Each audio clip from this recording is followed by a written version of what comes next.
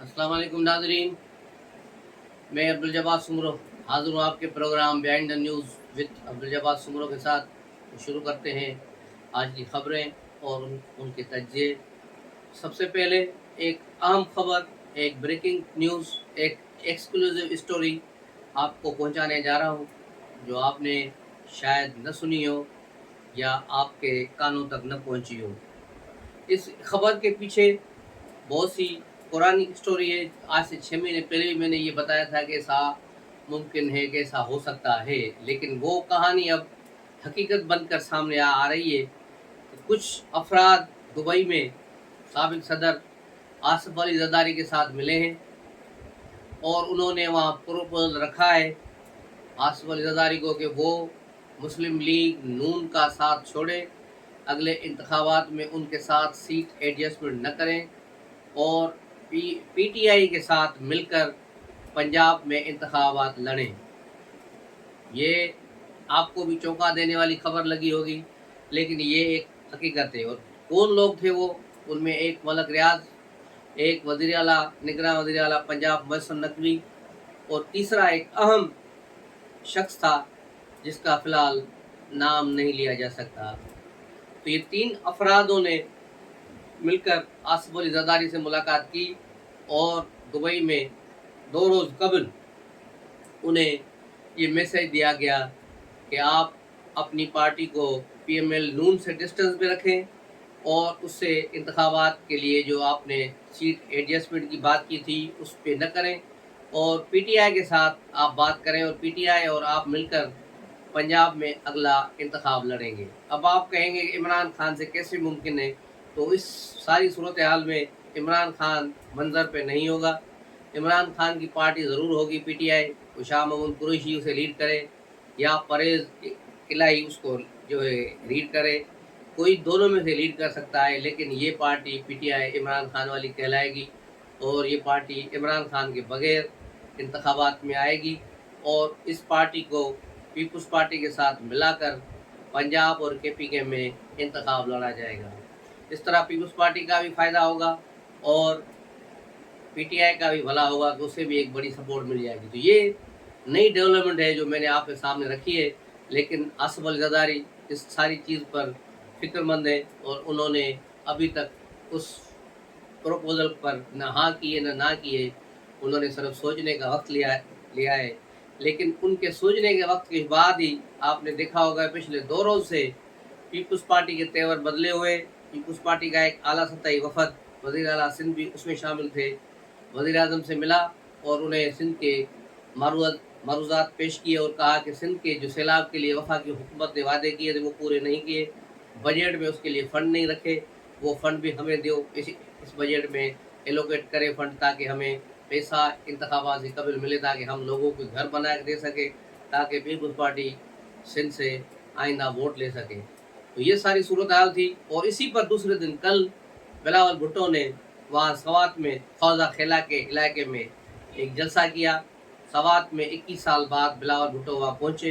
एक अच्छा जलसा था, अच्छी मूवमेंट थी और बहरहाल पुरखतर थी और एहतियात का दामन अपनाया हुआ था। हर जगह सख्त सिक्योरिटी थी। बिलावल भुट्टो ने भी वहाँ खिताब करते हुए वज़ीर आज़म से कहा है कि अगर वो सिंध के लिए सैलाब का फंड देते हैं तो ठीक है, नहीं तो बजट को भूल जाए। तो इस तरह ये बात देखी जाए कि अगर बजट पर पीपल्स पार्टी के 85 मेंबरान कौमी असम्बली हैं और सेनेट में भी दोनों जगहों पर अगर पीपल्स पार्टी ने बजट की मुखालफत कर दी तो फिर ये बजट पास नहीं होगा और ये हुकूमत अल्टीमेटली ख़त्म हो जाएगी। तो ये सारी सूरत हाल बड़ी तेज़ी से डेवलपमेंट हुई है और बिलावल भुट्टो के इस बयान पर और कल वज़ीर आज़म और हुकूमत पर हमलों के बाद मुस्लिम लीग नून के भी वज़रा ने कोई कसर नहीं छोड़ी। उन्होंने भी पीपल्स पार्टी को निशाने पर रख लिया, बिलावल भुट्टो को निशाने पर रख लिया और कहा कि ये जो मुल्क में महंगाई है, मुल्क में जो बेरोज़गारी है, दूसरी चीज़ें हैं, उसमें पीपल्स पार्टी बराबर की शरीक है, क्योंकि वो हुकूमत में शामिल है और इसमें कोई शक नहीं और ये बात अपनी जगह पर दुरुस्त है। और उन्होंने कराची के मेयर के इंतखाबात तक को जो है उसको निशाने पर रखा। तो यूँ देखा जाए कि पीपल्स पार्टी और मुस्लिम लीग नून के दरमियान अब खुलकर बयानबाजियाँ शुरू हो गई हैं, जो अंदरूनी खाना बात थी।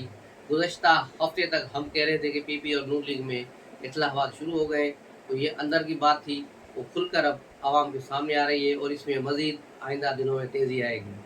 पीपल्स पार्टी और मुस्लिम लीग की लड़ाई से कम ये बात क्लियर हो गई है कि आम इंतखाबात इसी साल होंगे, इसीलिए ये लड़ाई का ढोंग रचाया गया है और इंतखाबात अक्टूबर के बजाय नवंबर में कराने के लिए कौमी असम्बली को अपने वक्त से 2 या 3 दिन पहले रिज़ाल्व किया जाएगा। यानी 13 अगस्त असम्बली रिज़ाल्व होने का फाइनल दिन है, तो उससे 2 दिन पहले या 3 दिन पहले वज़ीर आज़म असम्बली तोड़ने की एडवाइस दे देंगे।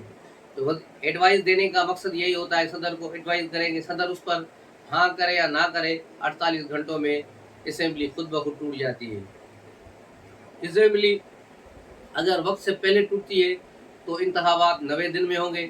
अगर असम्बली अपने टाइम पे टूटती है, पूरे टाइम करके ख़त्म होती है, मेच्योर टाइम होता है, तो उस पर इंतखाबात 60 दिन में कराने होते हैं। तो 1 महीना ज़्यादा लेने के लिए, इंतखाबात आगे करने के लिए 1 महीना, ये असम्बली 3-4 दिन पहले रिज़ाल्व की जाएगी, जिसके बाद जो है तमाम जमातों को मज़ीद 1 महीना मिल जाएगा। यानी अक्टूबर के बजाय जो 8 अक्टूबर की डेट रखी गई थी, उसकी जगह पर अब 9 नवंबर या 8 नवंबर की तारीख रखी जाएगी आम इंतखाबात के लिए। तो ये थी बड़ी खबर। उसके बाद चौधरी एतजाज़ एहसन फौजी अदालतों के खिलाफ सुप्रीम कोर्ट में चले गए अपने वकील लतीफ़ खुसा के थ्रू। हालांकि चौधरी एतजाज़ एहसन बहुत बड़े वकील हैं, पाकिस्तान के बहुत नामवर वकील हैं। हालांकि वो ये जानते हैं कि ये आइन में ये चीज़ मौजूद है कि आइन में कि किसी भी वक्त फौजी अदालतें बनाई जा सकती हैं और उनमें सबका ट्रायल हो सकता है, सिविलियन का ट्रायल भी हो सकता है। जैसा कि इमरान खान के 4 साल दौर में फौजी अदालतें बनी और उनमें सिविलियन का ट्रायल हुआ और उन्हें सज़ाएँ हुई। 1-2 को तो सज़ाए मौत भी हुई थी और ये सारी चीज़ें सबके इल्म में। तो अब सुप्रीम कोर्ट इस पर क्या बांसुरी बजाएगी? सुप्रीम कोर्ट पे बात करने पर एक बात और याद आई। कल एक वफाकी वज़ीर ने जो है प्रेस कॉन्फ्रेंस की और प्रेस कॉन्फ्रेंस बताया कि एक जज जो है छुट्टियों पर गए हैं, जिन्होंने 6 करोड़ रुपए सरकारी खजाने से लिए, जहाज़ों की टिकट, होटलों की राश और वहाँ घूमने फिरने के लिए महंगी गाड़ियाँ। ये कहाँ गए साहब? ये गए अमेरिका के जजीरा हवाई चले गए। हवाई कि वो बीचेस है जहाँ पर किसी भी शख्स को कपड़े पहनने की इजाज़त नहीं होती। यानी वहाँ जो मादर पदर आज़ाद बंदा होता है, जिस तरह पैदा होता है, इसी हालत में वहाँ उसको घूमना फिरना होता है। तो ये जज साहब वहाँ इस तरह नंगे घूम रहे हैं और वहाँ मज़े कर रहे हैं और यहाँ ये मदीने की रियासत बनाने की बातें कर रहे हैं। तो मदीने की रियासत बनाने की बातों से एक बात और भी याद आ गई कि बुशरा बीबी और उसका गैंग जो है इमरान खान के दौर में शराब की नाजायज़ बेचने के जो है काम भी करता था और उसकी सारी कलेक्शन गोगी करती थी और गोगी फिर पैसे बुशरा बीबी को देती थी, जिसके बारे में इमरान खान कहता है कि वो तो घरेलू खातून है, वो तो टोने टोटके करने वाली खातून है, वो तो 6-6 महीने कमरे से बाहर नहीं निकलती। तो अपने कमरे में बैठकर वो शराब की डीलिंग भी करती हैं, लोगों की पोस्टिंग भी करती हैं, हर चीज़ करती है, मोर माल बनाती रही है। ये 5 का टोला जिसको अलीम खान ने कल जो है जियो टीवी पर एक इंटरव्यू में ज़ाहिर किया है। ये सलीम साफ़ी के साथ उसका इंटरव्यू है।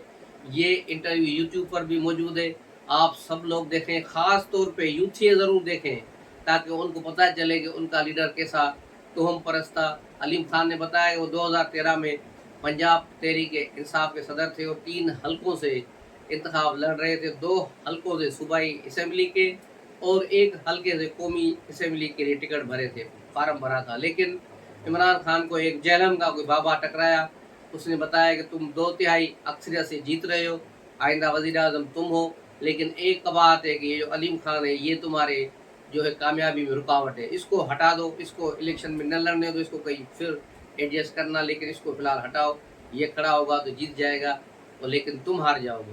तो फिर इमरान खान ने 2013 में अलीम खान को बिठा दिया। अलीम खान ने कहा कि मुझे 3 हलकों से फार्म भराए थे मैंने, वहाँ मुझे इमरान खान ने कहा कि तुम नाम वापस ले लो, इसलिए मैंने 2013 का इंतखाब नहीं लड़ा था, हालांकि मैं पीटीआई पंजाब का सदर था। तो यूं ये तोहम परस्ती के जोर पर इमरान खान ने वो इलेक्शन लड़ा, लेकिन 30-35 सीटों से आगे नहीं गया। तो फिर इमरान खान एक मीटिंग में, महफिल में, बकौल अलीम खान उसने बताया, वो कह रहा था कि ये बंदा जो था ये कोई पीर नहीं था, ये शहबाज शरीफ ने कोई बनाकर मुझे भेजा था। शहबाज शरीफ ने इसको पैसे देकर मेरे साथ गेम किए और मेरे 30-35 हलकों में लोग चेंज कराए हैं, जिससे मुझे बड़ा नुकसान हुआ। तो ये हालत है इस शख्स की, जो तोहम परस्त आदमी, जो इनकी पीढ़ी से पहले भी जो गंडे टावीज़ों के पीछे पड़ा रहता था, और लोग कहते हैं कि ये ऑक्सफोर्ड का पढ़ा हुआ है। ऑक्सफोर्ड से भी इसने 3rd क्लास में एक डिग्री पास की थी, क्योंकि ये स्पोर्ट्स पे गया, कोटा पे गया था। जनरल बर्की ने इसको वहाँ जुगाड़ कराकर पाकिस्तान से वहाँ भेजा था। और ये शख्स जिसके पीछे ये लोग दीवाने घूम रहे हैं, ये अलीम खान का इंटरव्यू सुन लें। अलीम खान वो शख्स है जिसने इमरान खान पर अरबों रुपए लुटा दिए, लेकिन बदले में उसे क्या मिला? जेल और रुसवाई। तो ये थी अलीम खान की बात। दूसरी तरफ परवेज इलाही अभी तक जेल में सड़ रहा है। उसकी बीवी ने भी प्रेस कॉन्फ्रेंस कर ली, माफिया तरले मांग लिए कि हमें छोड़ दिया जाए, हम रियासत के वफादार हैं, हम ये हैं, हम वो हैं, लेकिन उनकी गुलूखासी नहीं हो रही। और परवेज इलाही से अब चौधरी शुजात ने भी डिस्कस कर लिया है, क्योंकि रियासत ने इन सब शख्स अफराद के लिए सख्त तरीन इकदाम कर लिए और कहा है कि किसी भी शख्स को नहीं छोड़ा जाएगा। कोई भी शख्स 9 मई के वाक़यात मुलव्वस है या उनके करीब भी कोई है तो वो किफ़र किरदार तक पहुँचाया जाएगा। दूसरी तरफ इमरान खान के लिए अभी तक एक जो है एक मिलियन का सवाल है कि अभी तक उसकी गिरफ्तारी क्यों नहीं हुई है। तो उसकी गिरफ्तारी में रुकावट है मौजूदा हुकूमत, PDM गवर्नमेंट, जो चाहती नहीं है कि इमरान खान को गिरफ़्तार किया जाए। इमरान खान को गिरफ़्तार किया जाएगा तो फिर मसाइल होंगे और फिर उसकी पॉपुलरिटी बढ़ जाएगी। इसलिए गवर्नमेंट उसको गिरफ़्तार करना नहीं चाहती, जबकि आर्मी चीफ ने दो टोक पैगाम दे दिया था प्राइम मिनिस्टर को कि जो काम आपको करना है वो आप करें, और अगर आप नहीं कर सकते तो फिर वो काम हम करेंगे, तो फिर आप भी उसी लाइन में खड़े होंगे। तो इसका मतलब सीधा सीधा है कि सख्त तरीन एक्शन है 9 मई के हवाले से। और एक और अहम खबर भी है कि एक रिटायर्ड जनरल की बीवी जो लाहौर से निकली और कराची पहुंची और कराची से दुबई फरार होना चाहती थी, उन्हें एयरपोर्ट से ऑफलोड कर दिया गया और उन्हें गिरफ्तार कर लिया गया। तो यहाँ सूरत हाल ये है कि किसी को भी नहीं बख्शा जा रहा। एक साबिक general, retired general, chief of army staff की पोती को भी गिरफ्तार किया हुआ है।